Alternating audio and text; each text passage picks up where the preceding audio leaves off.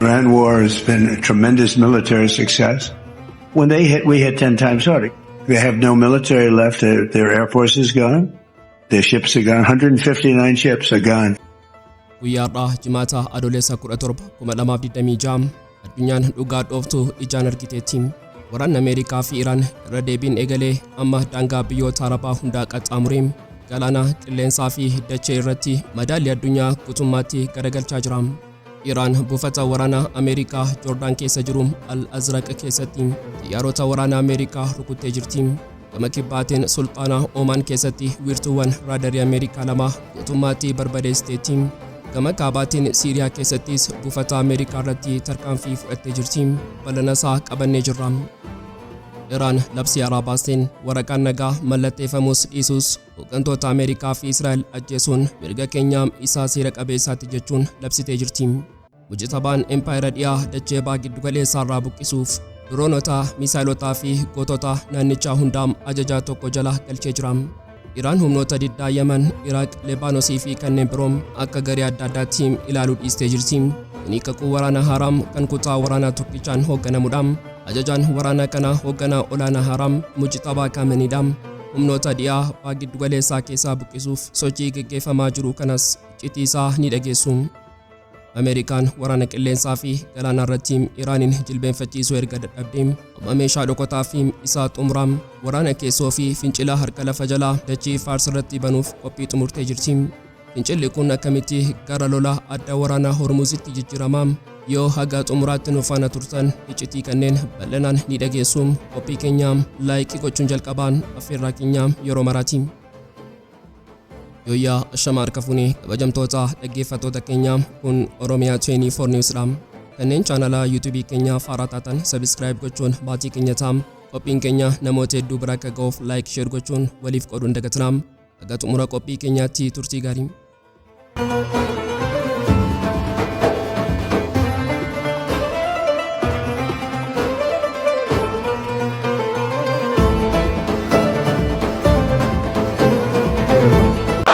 إيران لا تستهدف نشر التوجه الإيراني أو الشيعي بين المسلمين.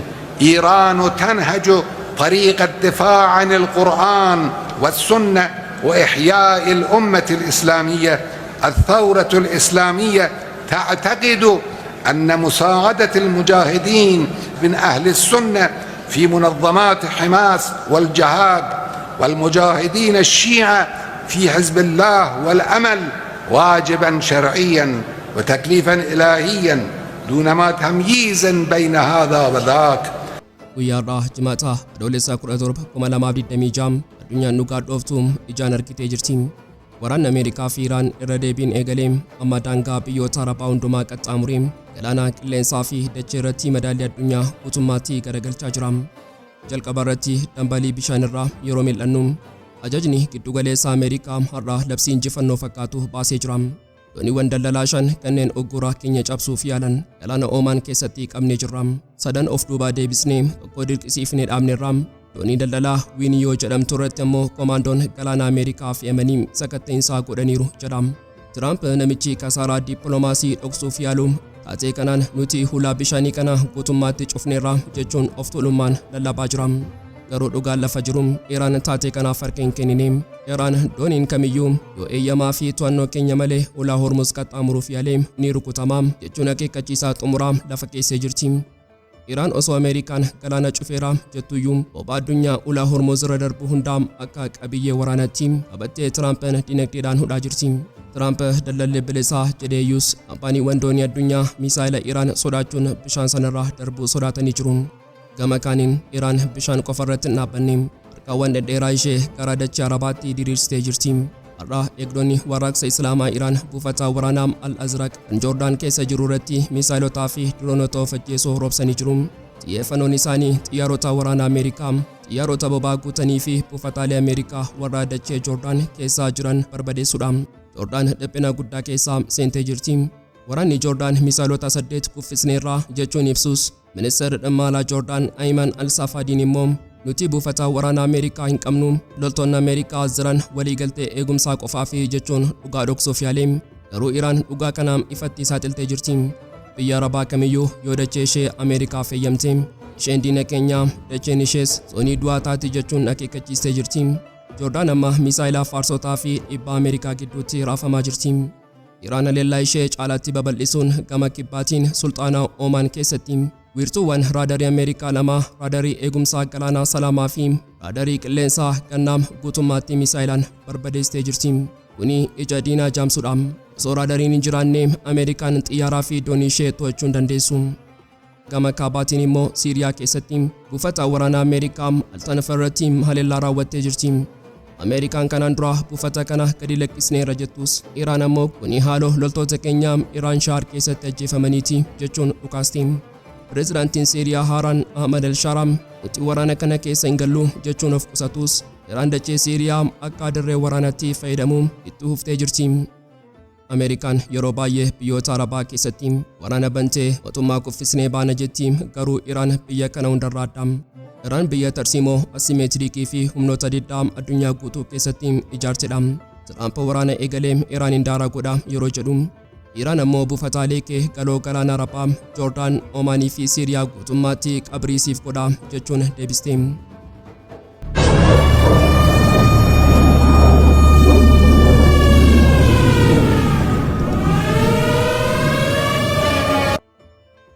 Iraan labsii haaraa baasteen waraqaan nagaa mallatteeffamus dhiisus hooggantoota Ameerikaa fi Israa'el ajjeesuun mirga keenya isa seera qabeessaati jechuun labsitee jirti.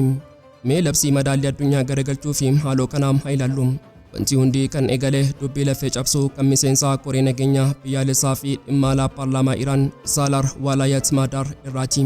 Inni marii nagaa addunyaa hawwitu kanaam ija tuffiitiin ilaale dhugaa waraanaa tokko minjaalarra kaa'e. Kongireesiin Ameerikaa waraana haaraa Iraan irratti labsuun isaa sababa yookaan da'oo kamiyyuu hin qabu. Kanaafuu haaloo boon keenya hin oolu jedha. Garuu haaloo kanaam akkamitti akka ibsee yeroo dhagaan onneen Tiraampii fi Neetaanyahuun raafamuun isaa hin oolu.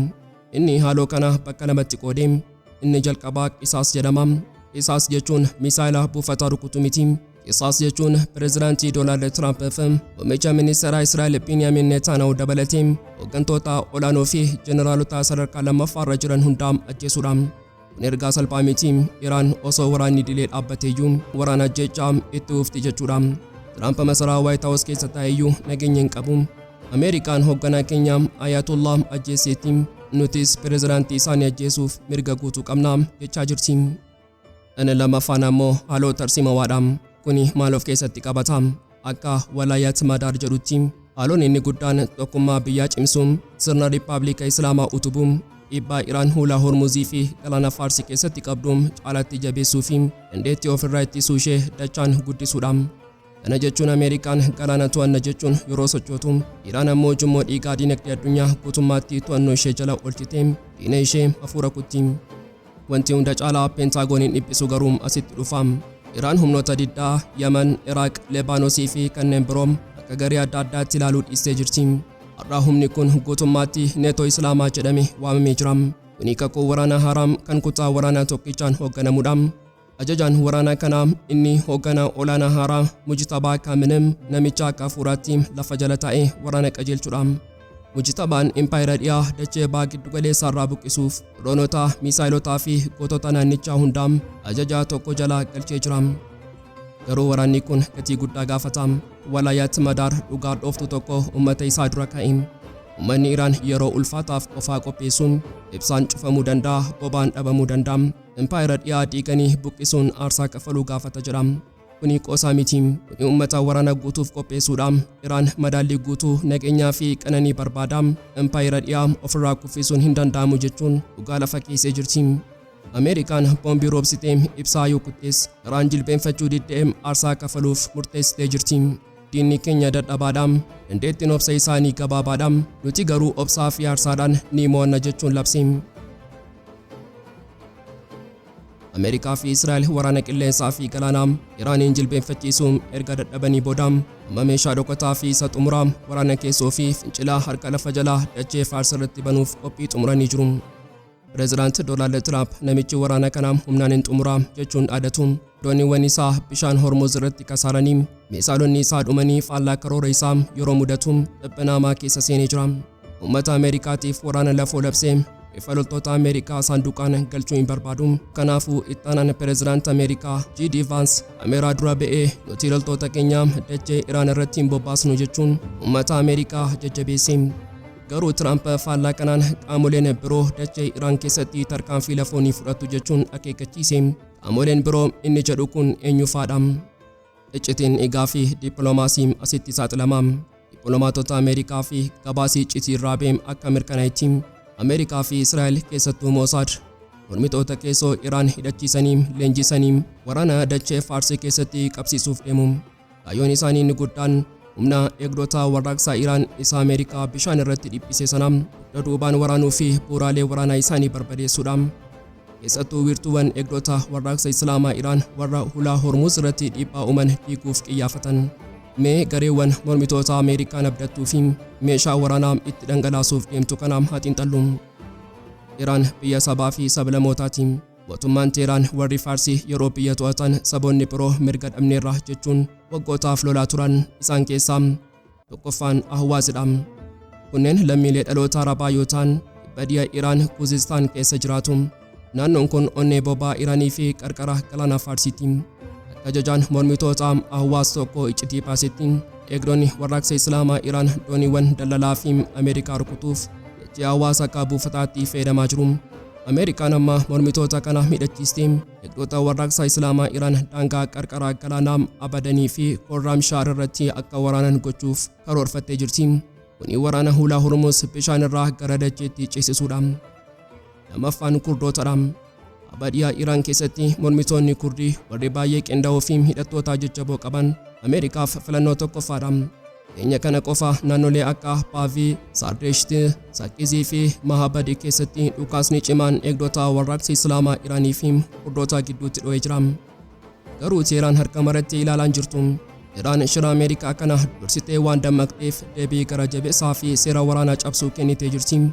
Biyyoota 10 darban kana keessaa eegdonni warraaqsa Islaamaa Iraan misailota baalaastikii kilaasterii fi droonota of ajjeesoo fayyadamuun magaalaa Erbil Ishee kaaba Iraaq Kurdistaan keessa jirtu irratti roobsaa jirti. Maaliif Erbiliin filatte? Sababiin isaa Iraan koomaandoon Israa'elii fi Ameerikaa Erbil keessa ta'anii mormitoota Kurdii leenjisuun meeshaa waraanaa sasirraan dachee kiyya seensisuu jechuun amanti. Erbil amma zoonii birdaa taatee jirti. Mee amma gaaffii tarsiimawaa isa hunda caaluu fi kufaatii shira Ameerikaa saaxilu tokko haa gaafannu. Karoorri waraanaa kun dhugumatti ni milkaa'a? Deebiin isaa onnee peentaagoniin kan cabsudha. Dr. Farhad Daaze'ii hayyuun wiirtuu qorannoo istaandaard dhugaa dhooftuu tokko ifa godhe. Ameerikaan mormitoota kanaaf fayyadamuu barbaaddi, garuu mormitoonni kunniin ofii isaaniitiif iyyuu diinota wal nyaatanidha jedhee jira.